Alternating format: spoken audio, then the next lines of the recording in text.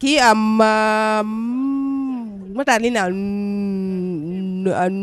nuyu naa la. waaw maa ngi lay fay Bégués baa yaa nga am jàmm dama lay wax benn affaire Bégués dama am rendez-vous 15h te xam naa ni lii bu yeggee 18h lañ fi jóge non defal naa ko rek waxuma la ko pour ay comme vexeek yooyu noonu dama ñaan nga dimbali ma lu mu ko gën a baralee rek ma gën a sant yàlla daal mais yaa ngi si jàmm.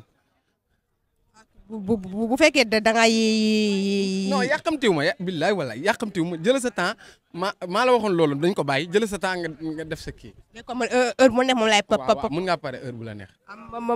macha allah ñoo fekk la si programme waa réflexe xam bu ma la koy kii woon mooy gën a gaaw daal.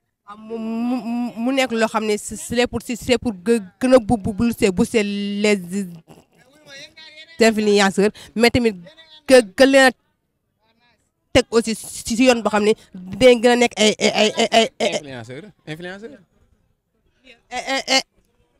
yeggali. non waaye yegg billaay rus naa wallaay asim rus naa yeggali sax billaay yeggali rus naa sax billaay. man maa lay proposé li war a wax yow xam nga ko kay tontul. baal ma waaw baal ma. non tontul. baal ma ngir yàlla rek baal ma. yow loo bëgg wax rek waxal. waaw léegi bàyyi ma wax la loo bëgg a wax garaawul billaay toppal sa xalaat rek toppal sa xalaat li mu yéex rek moo ma xaw a kii de waaye ku baax nga amoo benn problème wallahi azim billaay wala Bégués yàlla na yàlla defal jàmm. mais kii Matar ni naa la rus naa ok ni nga ma rusee la noonu rus naa la barke yàlla kii liyal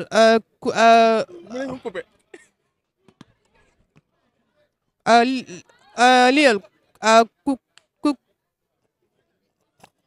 coupel naa Bégués lii saf na trop barke alxuraan ma ne yéen ñi nekk ci réew mi lépp lu ngeen xewleeti ngénte dëj mariage baptême soo yi woote leen ci la Bégués ngeen commandé ci lii saf na trop lii saf na far na te li ma si jaaxal mooy mbir mi comme beurre pot ndax far yaa baax